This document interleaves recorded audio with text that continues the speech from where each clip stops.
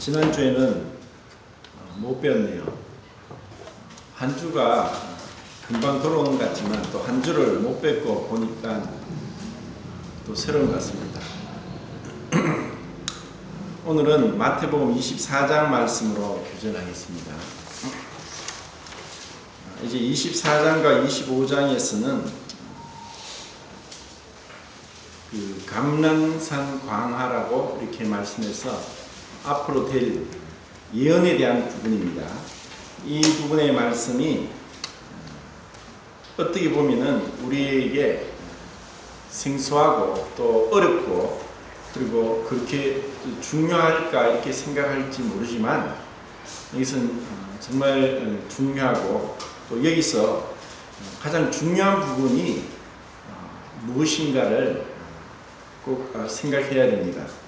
대부분 이 부분에 있어서 중요한 그 키포인트는 놓치고 다른 쪽에 관심을 갖다가 보니까 주님께서 이렇게 하신 말씀에 참된 핵심에 이르지 못하는 경우가 많습니다. 제가 마태복음을 계속 설교를 하면서 말씀을 드렸는데 이 마태복음은 구약 성경과 신약 성경을 읽는 다리와 같은 역할을 하고 있다.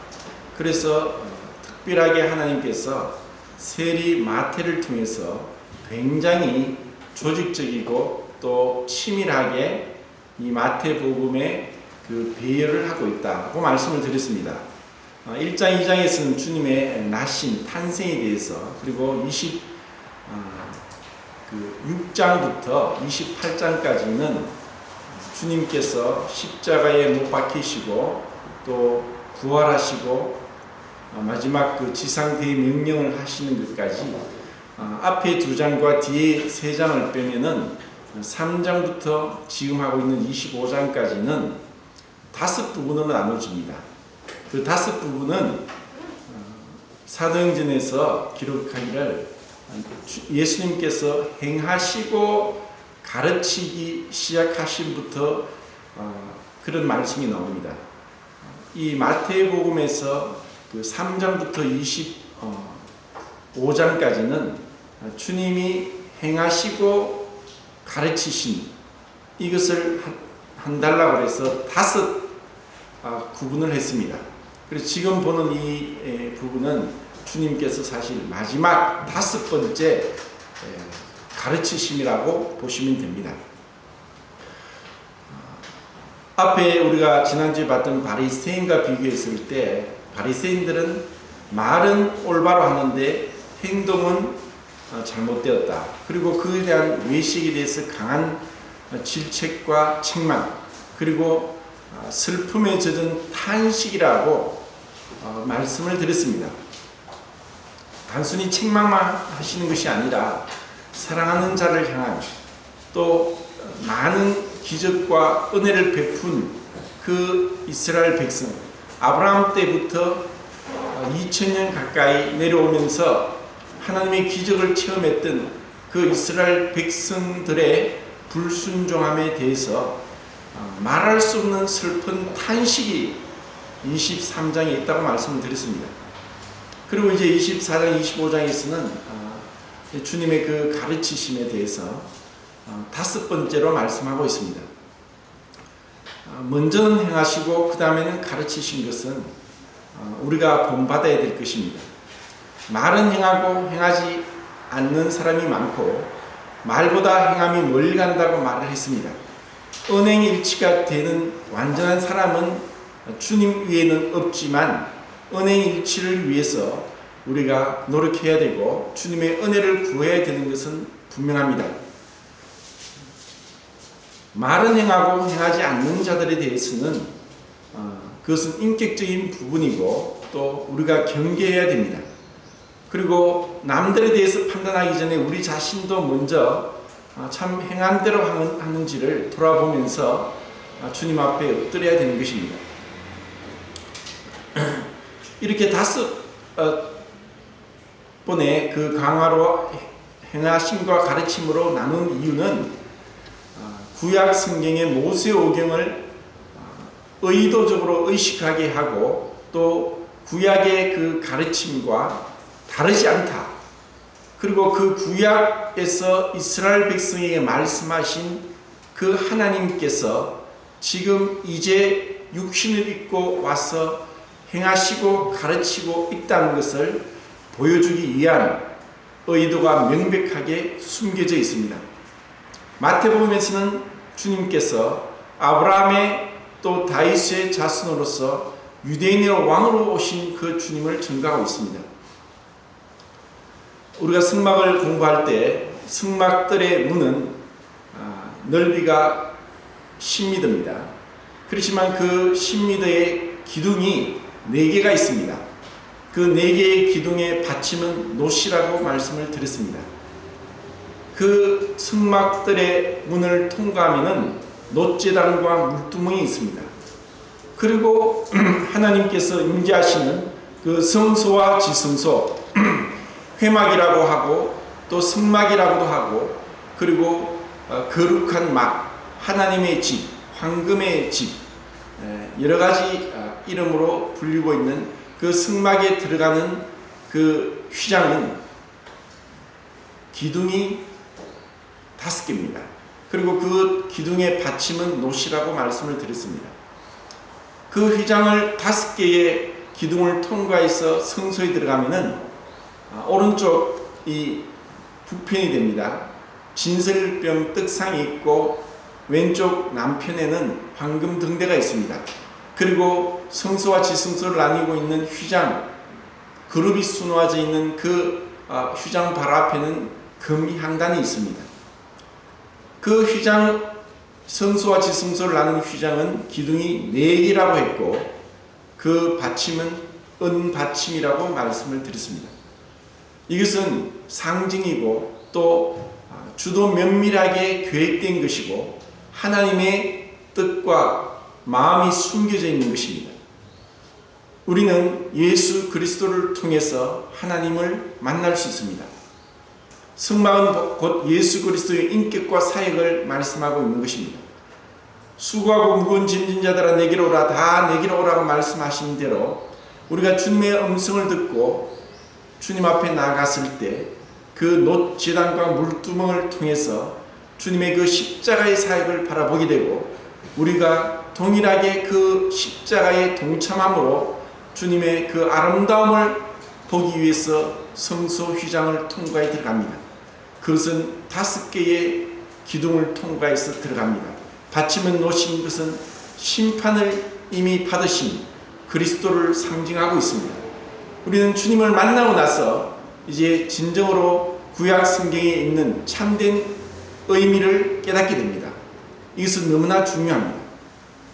구약 성경에 창세기와 출애굽기, 레위기, 민수기, 신명기를 이해하지 못하고 깨닫지 못하면은 참된 주님을 알 수가 없습니다.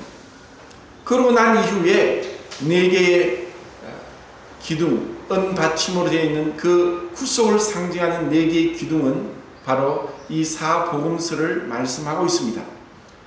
그래서 이 마태복음에서는 5등분을 해서 주님의 행하심과 가르침을 말씀하고 있습니다. 그리고 이제 주님의 그 예언에 대해서는 굉장히 중요한 2가지를 명심하셔야 됩니다. 이미 성경은 예언을 하고 있고 그 예언이 이루어지고 있는 것을 역사로 증명하고 있고, 그리고 이와 같은 예언을 성취하신 그 하나님을 바라보고 시를 기록하고 있는 시가서가 있습니다. 크게는 3가지로 등분합니다. 그런데 구약 성경의 많은 예언들은 사실 선지자를 통해서 예언을 했지만 그들조차도 이 예언의 참된 의미를 알았을까 할 정도로 복잡하게 얽혀 있습니다. 그것은 예언은 이중적이고 복합적이다. 한 절의 예언 안에서도 주님의 초림과 재림이 함께 나옵니다. 시편 22편이나 34편, 그리고 이사야서 9장이나 또 49장, 52장, 61장에 있는 그 예언의 말씀들은 주님께서 초림과 재림을 하시는 것을 동시에 언급하고 있습니다. 마치 우리가 먼 산을 바라볼 때 산이 멀수록 그 산의 색깔의 주위의 색깔은 푸르릅니다. 높을수록 멀수록. 그런데 멀리 있는 산은 우리가 보기에는 어느 봉우리가 더 가까이 있고 멀리 있는지 잘 알지 못합니다. 너무 멀기 때문에. 그래서 이미 2000년 전부터, 주님 오시기 2000년 전부터 주님에 대해서 예언을 했습니다. 그리고 그것이 2000년 뒤에 일어날지 4000년 뒤에 일어날지를 알 수 없을 정도로 그들은 사실 정확하게 분명히 예언을 했지만 초림과 재림을 구분하지 않고 예언을 하고 있습니다. 그래서 예언이 복잡한 것입니다. 지금 이제 신약에 와서도 그 예언은 이중적이고 복합적입니다. 주님의 오심에 대해서 두 가지로 말씀하고 있습니다. 이것을 알지 못하면은 지금 우리가 보고 있는 마태복음 24장과 25장은 굉장히 난해하고 어렵고 도무지 지금 이 말씀하시는 때가 언제인지를 모를 수가 있습니다. 그래서 이 예언적인 이 부분은 19세기 들어왔어야 참된 이 예언의 비밀들이 하나씩 밝혀지고 있습니다. 하지만 지금도 우리가 완전하게 예언을 계시록이나 다니엘서나 에스겔서나 스가랴서를 모두 다 완전하게 해석할 사람은 없습니다. 상징이고 그리고 예언이 복합적으로 이중적으로 되어 있기 때문에 그렇습니다. 이런 부분을 특별하게 우리가 시간을 내어서 예언적인 부분을 살펴봐야 됐으면 합니다. 지금은 더 이 예언의 정확한 의미보다는 이렇게 주님께서 반드시 재림하실 것에 대해서 우리의 어떠한 자세가 되어야 되느냐, 우리의 마음가짐과 또 이 재림에 대해서 우리가 가장 중요한 것이 무엇인가를 살펴보겠습니다. 구약성경에서 선지자들이 예언을 할 때도 이렇게 초림과 재림이 중복되어 있고 함께 예언되어 있음으로 인해서 그들은 그 중간에 공백이 2000년이라는 것과 그리고 초림 때 오시는 그 주님이 사람의 몸을 입고 오시고 고난받으시고 또 사람들에게 죽임을 당하시고 하는 그와 같은 예언의 의미를 그들이 정확하게 알 수 없었던 이유는 그들은 메시아를 기다렸고 그리고 정치적으로 이 유대 나라를 자기들을 지배하는 나라로부터 해방시키고자 하는 구원자를 기다렸기 때문이고 그리고 그들은 다스리고 통치하시는 왕을 기대했기 때문에 이 구약 성경의 예언을 그들은 사실 정확하게 이해했을까 하는 생각을 합니다.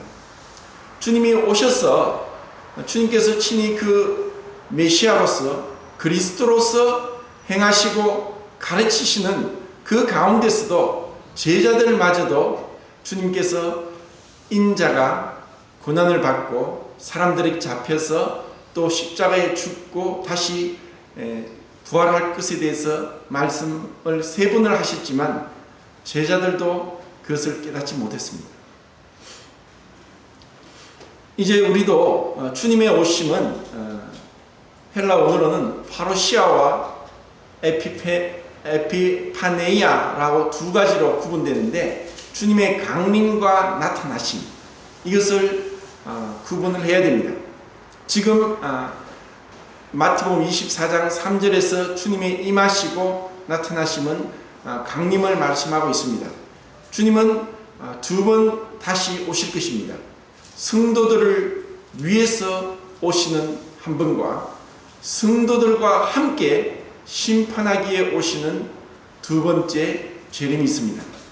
그렇지만 이것은 사람들이 오해하게 주님이 2번의 재림을 하신다고 하면은 사실 오해가 되고 또 분명한 그 시점과 그 사이의 간격을 우리가 정확하게 말씀드리긴 어려운 점이 있습니다. 근데 분명히 여기서 주님께서 이 예언의 이중적인 면, 지금 24장에서 말씀하고 있는 그 예언은 이중적으로 성취가 됩니다. 먼저는 예루살렘 성이 완전히 멸망돼서 돌 하나도 돌이 남지 않을 것에 대해서 말씀합니다. 이것은 마가복음에도 누가복음에도 동일하게 나오고 있고, 이것을 미석이라고 하면서 아름답고 웅장한 돌로 얘기하고 있습니다. 지금 예수님 당시에 이 예루살렘 성전은 시기적으로는 두 번째 성전입니다. BC 930년에 이스라엘의 세 번째 왕으로 즉위한 솔로몬 때 7년에 걸쳐서 완전히 금으로, 그리고 너무나 웅장하고 아름답게 솔로몬 성전을 지었지만 BC 586년도에 바벨론의 느부갓네살 왕에 의해서 완전히 무너져 버립니다. 그리고 70년 뒤에 스룹바벨과 에스라에 의해서 그들이 귀환을 해서 BC 536년부터 성전을 재건해서 이것을 우리는 두 번째 성전, 제2성전, 스룹바벨 성전이라고 얘기를 합니다. 그러면 시간이 지나면서 많이 회파되고 해서 이제 BC 20년대부터 헤롯이 이 성전을 다시 재건하기 시작합니다. 그리고 그 완성은 헤롯이 죽고 나서 그 이후에 AD 68년까지 거의 88년에 걸쳐서 지금 이 두 번째 성전이 지어져 가고 있습니다. 그래서 이런 속담까지 나왔습니다. 예루살렘 성전을 보지 못한 자는 아름다운 건물을 보았다고 말할 수 없다고 할 정도로 웅장하고 아름답습니다. 지금도 그 예루살렘 성전의 벽이 남아 있습니다. 그것을 통곡의 벽이라고 합니다. 그곳에 지금도 이스라엘 사람들은 그 벽 사이사이에 기도를 적은 편지를 그 사이사이에 끼우고 통곡을 하면서 기도를 하고 있습니다. 세 번째 성전을 세우기까지, 성경에서 말씀하는 에스겔서에서 말씀한 그 세 번째 성전을 세우기까지 그들은 기도하고 있습니다. 그리고 그 돌 하나 떨어져 있는 그 부분이 지금도 남아져 있습니다. 그 돌 하나가 적어도 수십 톤이 되는 어마어마한 돌을 보게 됩니다. 그런데 이와 같이 아름답고 웅장한 이 건물이 88년 동안 지어진 그 아름다운 건물이 돌 하나도 돌이 남지 않고 무너뜨림을 받을 것이라고 주님이 말씀하십니다. 이것은 이중적으로 주님이 말씀하시고 나서 40년 뒤 AD 70년도에 로마의 티투스 장군에 의해서 완전히 회파됩니다. 그리고 이 말씀에 또 두 번째 참된 말씀의 성취가 이제 곧 주님이 오실 때 이 땅에서 하나님께 불순종하고 하나님을 거역하고 하나님을 믿지 않는 자들에게 어떠한 심판이 내릴 것에 대해서 너무나 두렵고 끔찍한 예언의 말씀이 24장에 기록되어 있습니다. AD 70년도에 이 예루살렘 성전이 회파될 때는 그 당시에 세계 최강의 군대였던 로마 군인들도 예루살렘의 성전을 무너뜨릴 수 없었습니다. 천년 요새고 세계의 골짜기로 이루어져 있고, 그리고 그 어마어마한 성전을 무너뜨리기 위해서 그들이 한 방법은 토성을 쌓고 그 주위를 둘러싸서 기다렸습니다. 3년 정도 기다렸다고 합니다. 그 예루살렘 성전에 갇혀서 그들이 남아있던 식량과 또 가전 방법을 써서 기다렸지만 그들은 대항할 힘도 없었고, 또 천년요새인 예루살렘 성전을 로마 군인조차 들어가지 못했지만 그 안에서는 엄청난 비극이, 기근이, 끔찍한 살육이 일어나고 있었습니다. 이것을 유명한 유대 역사학자 요세푸스가 유대 민족사라는 책에서 이렇게 묘사하고 있습니다. 요세푸스의 유대 전쟁사, 기근이 널리 퍼져 모든 집에 덮쳤다. 집안에는 기아로 죽어가는 여자들과 어린 아이들로 가득 찼고, 거리에 있는 길이란 길은 모두 늙은이의 죽은 시체로 널브러져 있고, 사람들은 기아로 망령처럼 거리를 배회했다. 이들을 매장하려 해도 병자에게는 힘이 없었고, 그나마 힘이 있는 사람들은 시체가 너무 많아 엄두도 내지 못했으며, 그들 역시 언제 죽을지 몰랐기 때문에 시체를 매장하는 사람조차 힘없이 스스로 땅바닥에 쓰러졌다. 이런 비참한 광경을 보고도 슬퍼하는 사람도 없고 슬프게 우는 소리도 들리지 않았다. 죽음을 바로 눈앞에 둔 사람들이 먼저 죽은 사람들을 위해 울 눈물도 없고 어떠한 말도 필요 없었다. 깊은 침묵, 죽음의 밤이 예루살렘 성을 덮고 있었다. 그러나 이들 모두는 자기들의 눈을 성전을 향한 채 죽어갔다. 이것이 주님이 예언하시고 40년 뒤에 너무나 분명하고 끔찍하고 참혹하리할 만큼 이 비참한 광경을 그들은 당해야 됐습니다. 주님의 예언과 그 주님의 말씀은 너무나 정확하게 성취되고 있습니다. 24장에 주님이 또 말씀하십니다. 33절인가 보면은 천지는 없어지겠으나 내 말은 없어지지 아니하리라.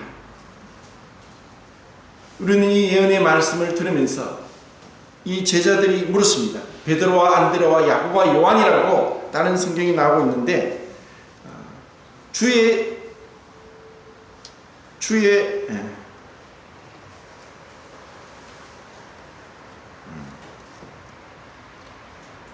임하심이 이런 일이 어느 때에 일어나겠으며 또 주의 임하심과 세상 끝에는 무슨 징조가 있사오리까? 그들은 궁금했고 알기를 원했습니다. 또 감히 누구도 상상하지 못할 그 헤롯 성전, 두 번째 스룹바벨 성전이 무너질 것에 대해서는 생각도 못했지만 이제 제자들은 주님의 말씀을 신뢰했습니다. 주님이 이것이 무너질 것이라고 말씀하셨기 때문에 그들은 물었습니다.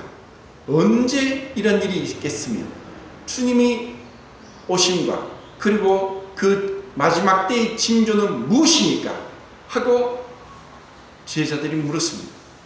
마지막 때 어떤 일이 일어나겠습니까? 주님이 재림하시는 때 어떤 일이 날 것인가에 대해서 묻고 있는 것을 봅니다. 사실 우리에게도 그와 같은 많은 궁금함이 있을 것입니다. 근데 주님은 또 뒤에 말씀하십니다. 그 때와 그 시는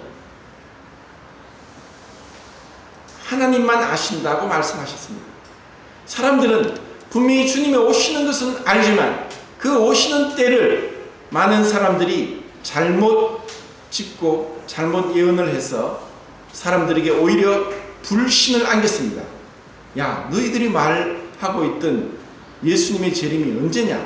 그렇게 말하면서 예언이 얼마나 많이 빗나갔고 한지 모릅니다. 이것을 주님은 말씀하시죠. 거짓 그리스도와 거짓 선지자들이 많이 일어나서 너희들을 미혹할 것이다. 정말 이 예언에서 분명히 주님이 이 예언이 이루어질 것인데 그 때와 시기를 얘기하면서 그때만을 강조하고 그것을 나름대로 거짓으로 예언하는 거짓 선지자들이 얼마나 많았습니까? 우리는 그러면 이와 같은 주님의 예언에서 무엇을 해야 되는가? 주님이 오신다면 우리는 어떠한 자세로 그분을 맞이할 것인가?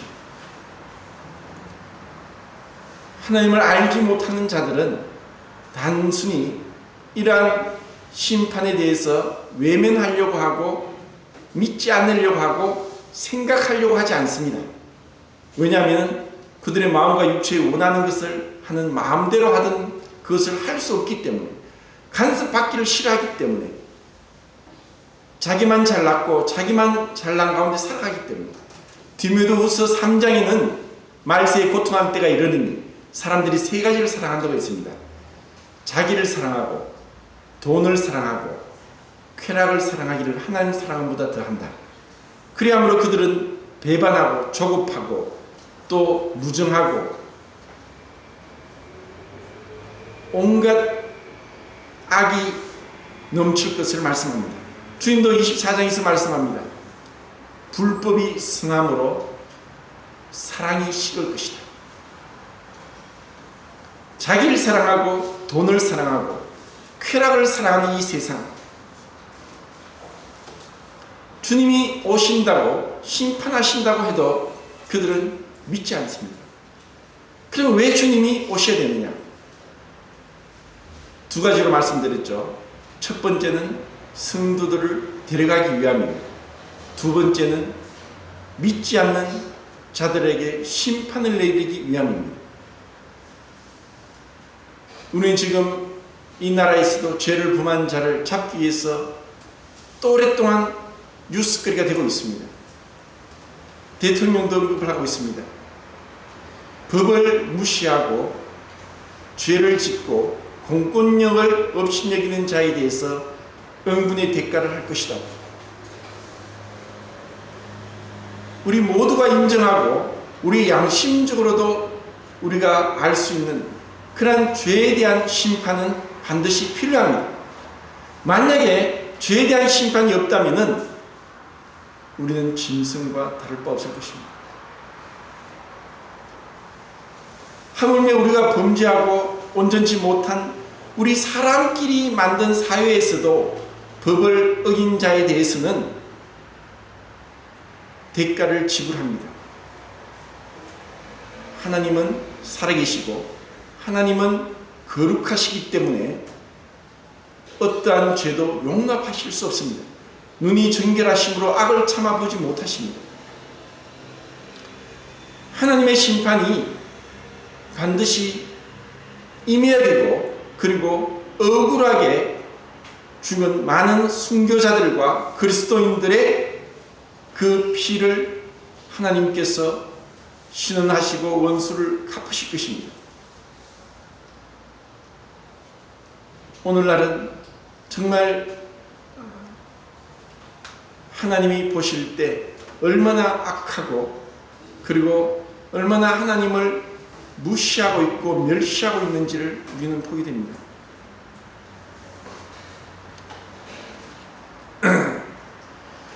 주님의 그 예언이 이제까지 이와 같은 환란이 없었을 것이다. 각처에서 지진과 난리의 소문과 민족이 민족을 대적하여 일어날 것이고, 그리고 이런 끔찍한 일들을 말씀을 하고 있는데, 이것은 주님께서 오래오래 참으시고 기다리시고 그리고 내리시는 심판입니다. 주님은 아무도 멸망치 않고 회개하길 이르기를 원하고 진리를 아는 데 이르기를 원하고 구원받기를 원하십니다. 그래서 하나님은 기다리십니다. 한 사람이라도 회개하기를, 진실되게 겸손하게 자신의 죄를 고백하고 하나님 앞에 용서를 구하는 자를 주님이 받으시기를 원하십니다.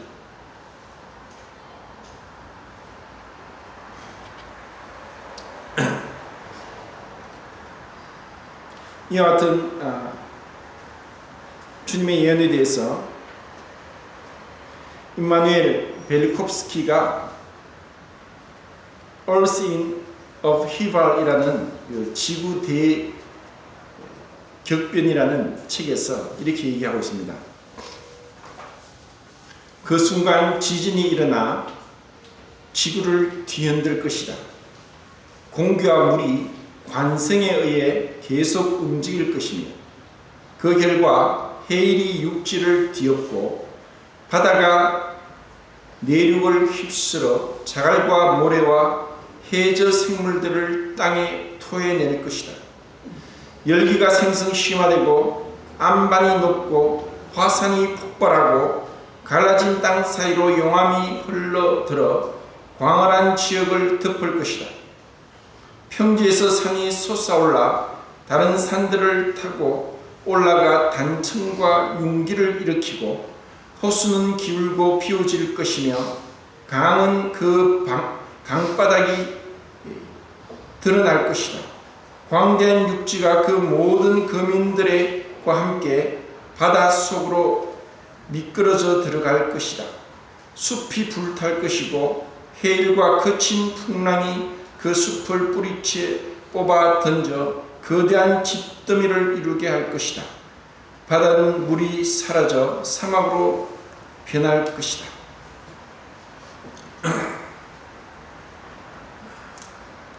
하나님을 모르고 또 성경도 모르는 사람조차도 이러한 지구의 멸망에 대해서, 종말에 대해서 얘기를 하고 있고, 그리고 이것이 영화로도 많이 만들어졌습니다.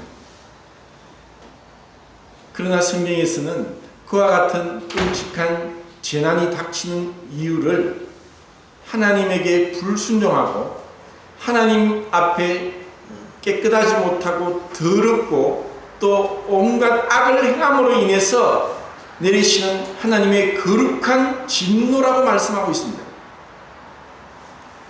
우리는 하나님의 말씀에 대해서 믿지 않고 불순종한 자들에 대한 많은 예들을 보고 있습니다.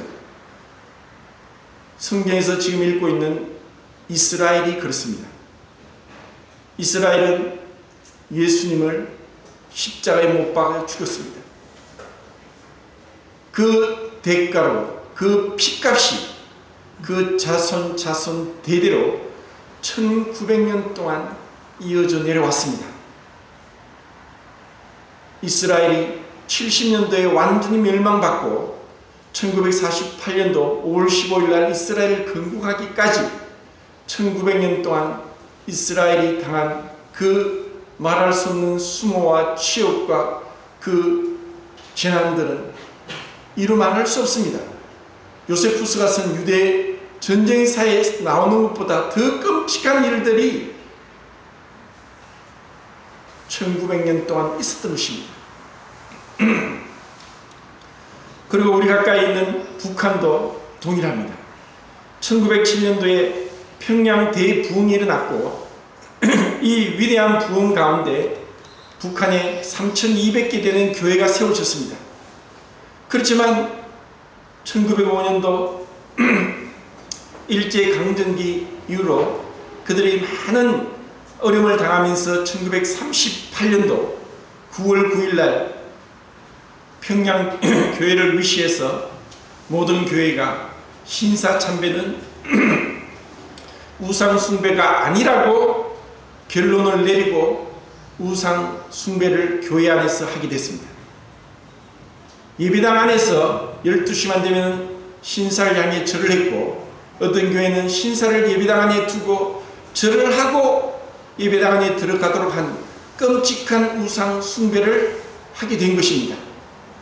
그것에 대한 죄의 대가는 지금까지 69년 동안 공산치하에서 그들이 고통당한 것입니다.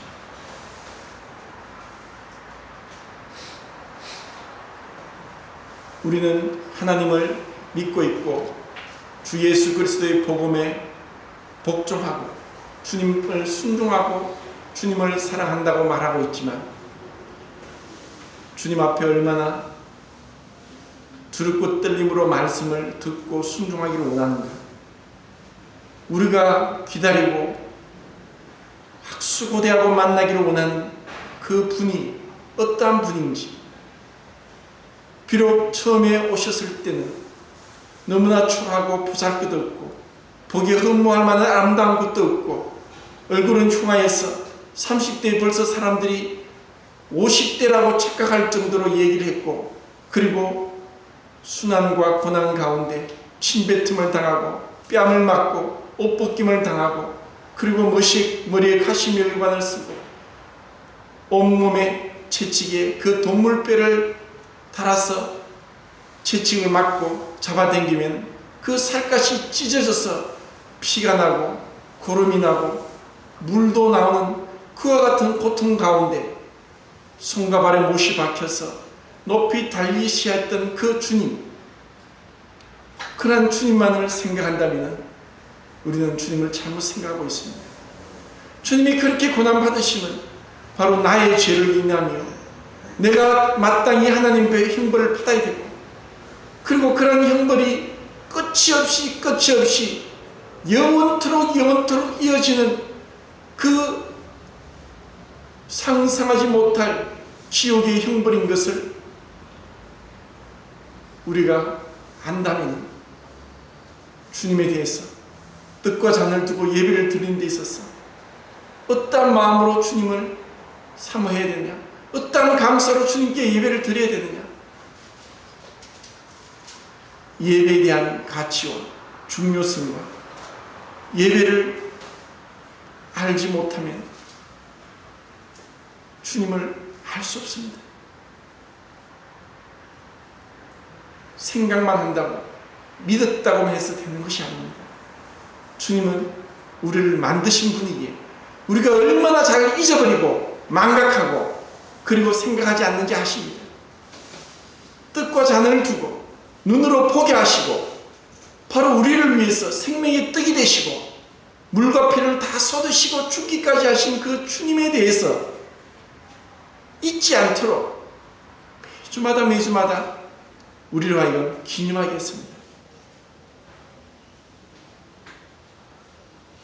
눈물이 메마르고 감동도 없고 진정으로 무릎 꿇고 경배드려야 될 마음도 없이 순수도 없고 누가 기도하는지 무슨 찬양을 하는지도 모르게 그냥 기다리고 있으면서 온갖 세상에 잣다 하고 썩어질 것과 헛된 것과 자기를 위한 것과 그런 욕망에 사로잡혀서 마땅히 주님이 받으셔야 될 경배를, 찬양을, 감사를 드리지 못한다면 주님이 얼마나 슬퍼하시겠습니까? 주님은 우리를 사랑하셔서 자기의 모든 것을 버리셨는데 내가 너를 위해서 몸버려 피 흘려 죽기까지 했는데 우리가 주님을 사랑하고 있습니까?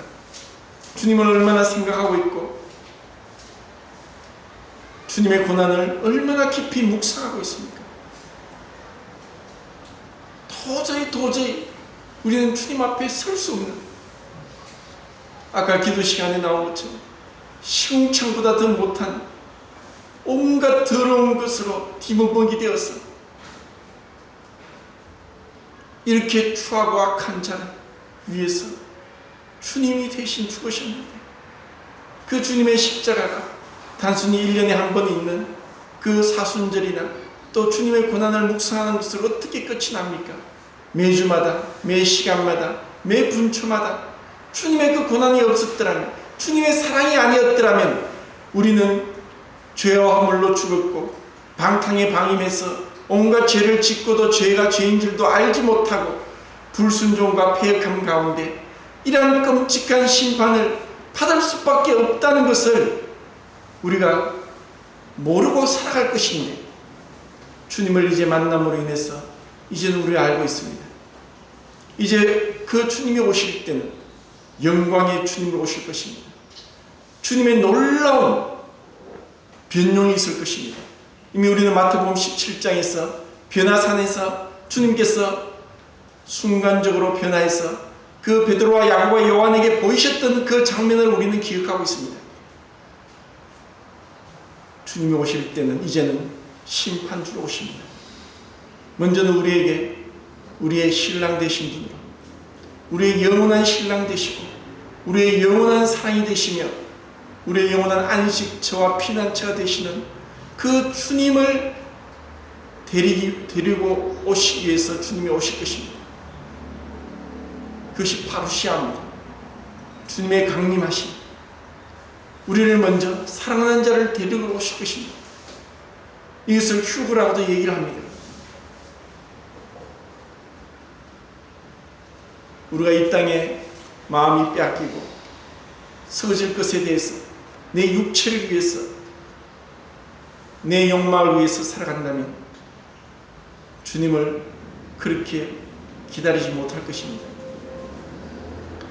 여기서 말씀하는 참된 의미는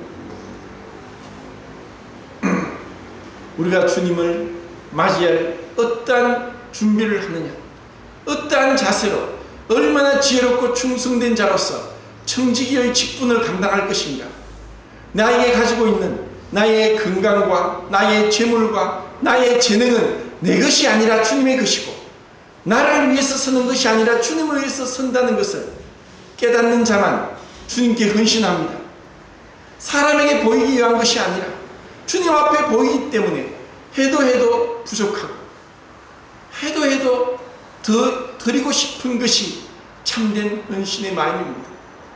사람 앞에서 율법 아래 있다면 그래, 나는 주일날 참석했고 헌금을 했고 또 말씀대로 세상 사람과 어울리지 않는다고 하면서 만족하는 마음이 아니라 사랑하기 때문에 더 사랑하고 싶고 섬기고 싶고 더 순종하고 싶고 더 드리고 싶고 더 가까이 가고 싶고 더 주님을 알고 싶고 더 주님에게 그 은혜로우신 가운데 젖어 들어가기를 원하는 마음, 그것이 주님을 기다리는 마음입니다.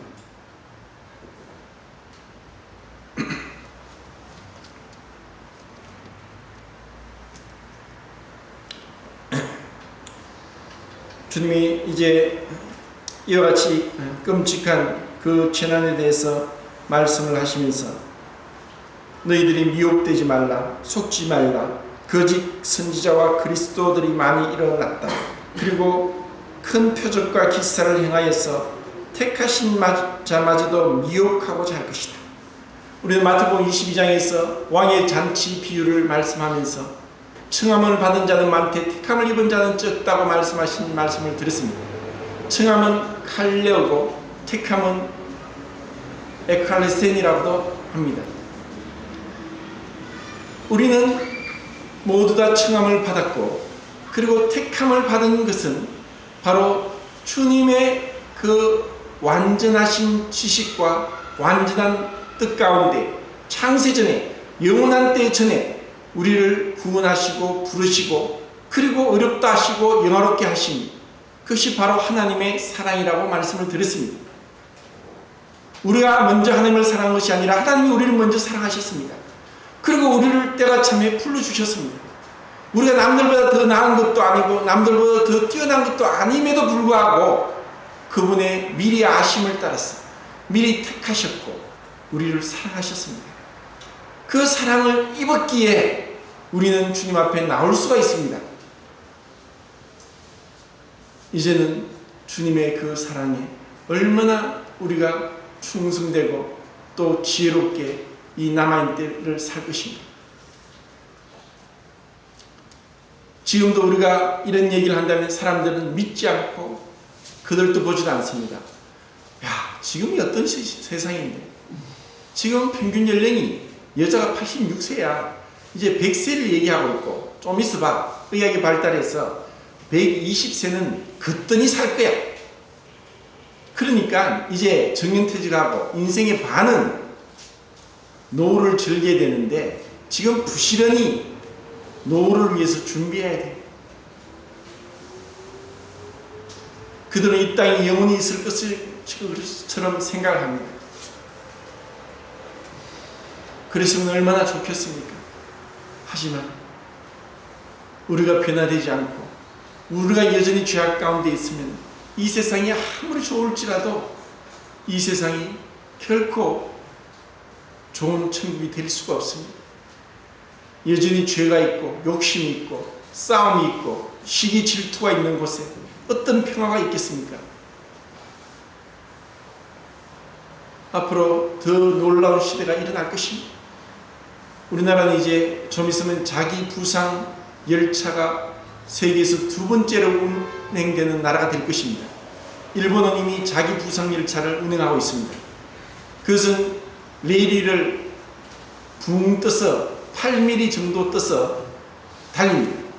밖으로부터 오는 진동도 소리도 없습니다. 우리나라가 그것을 시험에 60km 정도에 성공을 했습니다. 얼마나 좋은 시대가 될 것입니까? 이것뿐 아니라 우리의 문명의 이기가 우리를 편하게 할 것이고 행복하게 할 것이지만 여전히 죄악 가운데 있는 사람으로 인해서 또 우리는 고통을 당할 것입니다. 그런데 참된 인생의 비밀과 실체를 알지 못합니다. 바로 이 주님의 오심에 대해서, 심판에 대해서 알지 못한 인생들은 호련히 갑자기 주님께서 오셔서 심판할 때 그들이 행한 대로 심판을 받을 것입니다.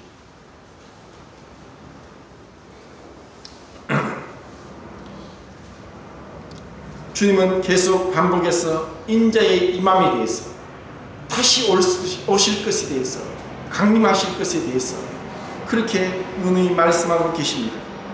그래서 그때가 어떤 징조가 있을 것이며 또 언제 임할 것인가에 대해서 그들이 궁금해했지만 주님은 하실 말씀을 다 하셨습니다. 우리가 이것에 대해서 더 궁금해서 어떻게 일어날 것인가 하고 찾아보더라도 지금 기록된 말씀, 그리고 제가 읽어드린 여러 가지 이러한 것보다 더 하진 않을 겁니다. 분명히 두 가지는 구분됩니다. 성도들을 위해서 오시는 주님과 성도들과 함께 세상을 심판하기 위해서 오시는 그 주님은 그 때와 시기가 다르다는 것입니다. 우리는 어디에 동참할 것입니까? 정말 하나님을 사랑하는 자, 곧 그 뜻대로 부르심을 입은 자, 부르심과 택하심을 굳게 하라.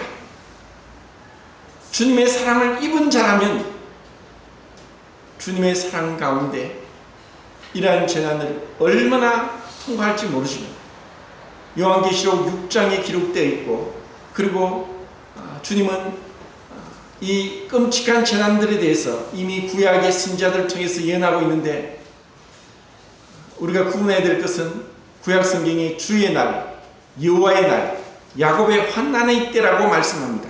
그것은 지금 읽고 있는 이스라엘을 향한 심판과 이 세상을 향한 심판일 것입니다. 주의 날, 여호와의 날. 작곡가 막스 브루가 콜 니드 라이라는 바이올린 곡을 작곡했습니다.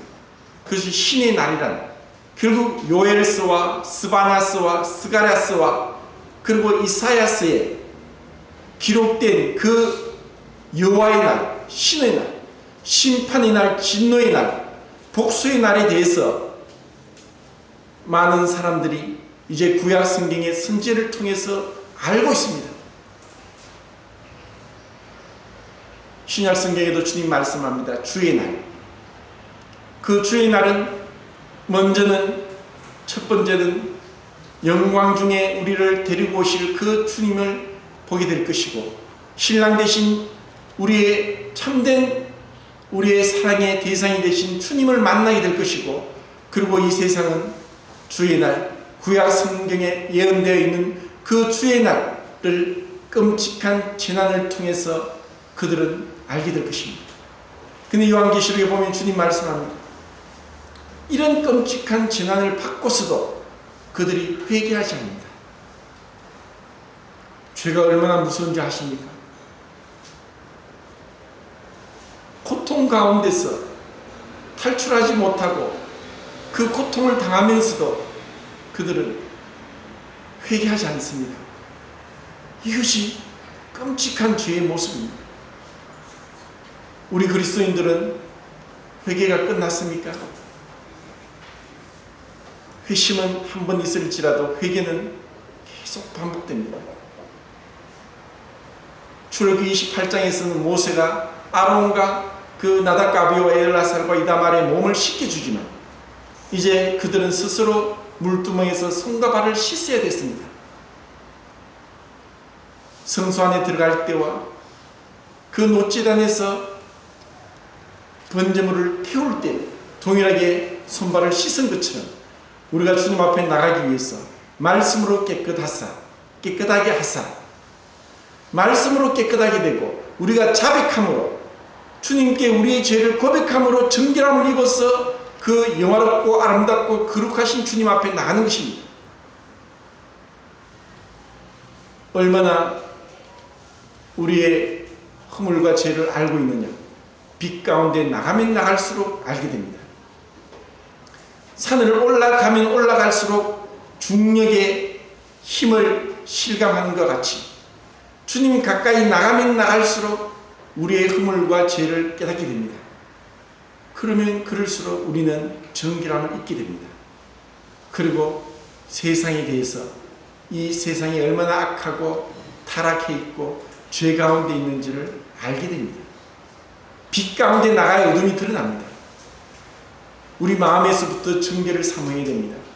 그리고 세상에 있는 죄를 미워해야 되고 죄에서 돌이켜야 되고 정죄해야 되고 타협하지 않아야 되고 그리고 죄 가운데 있는 자들을 향해서 심판을 경고해야 됩니다.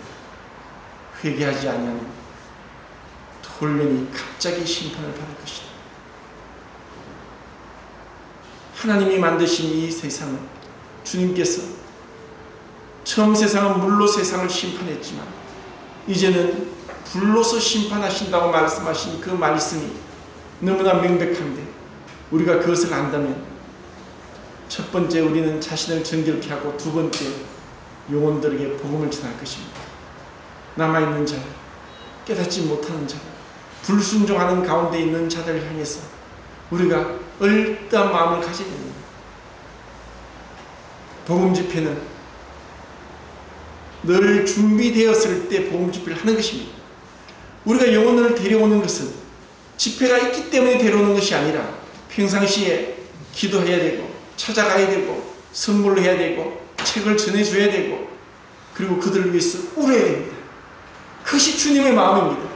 주님이 23장에서 그렇게 외식하는 자들아 독사의 새끼들아 하고 그렇게 탄식하고 책망했지만 주님은 예루살렘을 향하여서 눈물을 지었습니다. 너희가 왜 내게 오기를 원하지 않느냐? 내가 너희를 안기를 그렇게 원하였는데 왜 그렇게 회개하지 않느냐고. 주님이 그렇게 우신 것처럼 우리가 주님 가까이 간다면 그렇게 가슴을 쳐야 됩니다. 세상이 편안하고 놀기가 좋고 연휴가 겹쳐서 전부 다 차를 타고 어디든지 갑니다. 먹기 좋은 것이 절비하고 먹고 싶은 대로 배가 터지게 먹고 입고 싶은 거 다 원하는 대로 그냥 집안에 앉아서 인터넷을 통해서 다 사고 누리고 하면서 우리의 마음이 부해져 있고 우리의 마음이 이 마지막 때 주님이 오신다는 경고를 듣고도 두려워하지 않고 정말 신부가 신랑을 기다린 것 같이 주님을 기다리고자 하는 그 마음이 없이 성경 지식은 사역하고 있고 종교 행위는 점점 더 늘어가고 있는 그러한 마음으로 어떻게 주님을 만날 수 있겠습니까? 때로는 우리가 금식을 해야 되고 때로는 하루 종일 주님 앞에 기도하기 위해서 성경을 읽기 위해서 매달려야 되고 세상에 있는 TV와 드라마와 스포츠를 멀리해야 되고 세상에 있는 잡다한 헛된 그런 연예인들 얘기들이나 그리고 드라마 얘기에 대해서 귀를 막아야 되고 때로는 휴대폰을 꺼야 되고 주님 앞에 나와야 됩니다. 주님은 임하실 것입니다. 두렵고 끔찍하게 임하실 것입니다. 그리고 제 가운데 있는 자들을 결단코 용납하지 않을 것입니다. 우리는 어떤 가운데 있습니까? 어떻게 주님을 맞이해야 될 것입니까?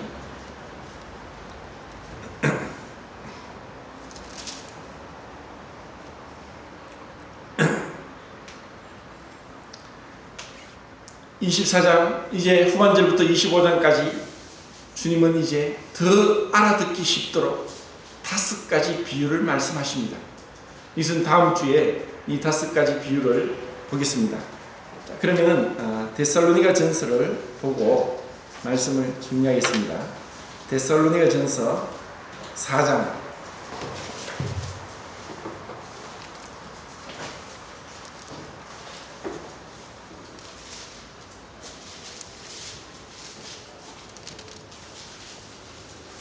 13절부터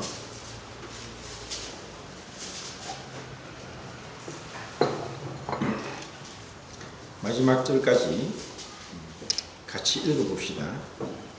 시작. 형제들아, 자는 자들에 관하여는 너희가 알지 못함을 우리가 원하지 아니하니 이는 소망 없는 다른 이와 같이 슬퍼하지 않게 하려 함이라. 우리가 예수께서 죽으셨다가 다시 살아나심을 믿을진대 이와 같이 예수 안에서 자는 자들도 하나님이 그와 함께 데리고 오시리라. 우리가 주의 말씀으로 너희에게 이것을 말하노니 주께서 강림하실 때까지 우리 살아남아 있는 자도 자는 자보다 결단코 앞서지 못하리라.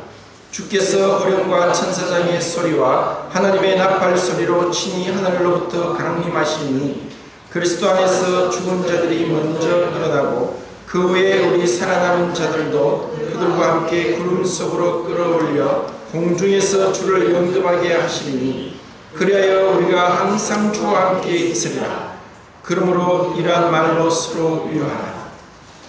성경에서 예수님을 믿고 구원받은 자들이 죽은 것에 대해서는 항상 잔다고 표현했습니다. 잔다고. 왜냐하면 그들에게 영원한 생명이 있기 때문입니다. 잠자는 자들은 이제 주님과 함께 올 것이고 우리도 주님을 맞이할 것입니다. 정말 주님이 나를 데리고 오실 것이고 나를 온전히 영화롭고 거룩하게 더 이상 이 땅에 묻어있는 죄를 완전히 떨쳐버리고 깨끗하게 나를 변화시킬 것입니다. 주님은 우리에게 분명히 약속했습니다. 우리에게 아름답고 거룩하고 영화로운 옷을 입히실 것에 대해서 그것을 소망한다면, 믿는다면, 주님의 사랑을 입었다면 우리는 이 말씀대로 주님을 기다려야 되고 또 주님 앞에 흠없고 부끄럽고 점도 흠도 티도 없이 서기를 소망해야 되고 그리고 주님 앞에서 우리가 행한 대로 우리를 상급을 주실 그날을 소망해야 됩니다.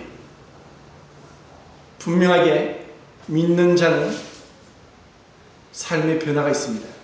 마태복음 24장에서 끝까지 견디는 자는 구원을 얻을 것이다. 그것은 끝까지 견디는 것은 구원의 결과이지 조건이 아닙니다.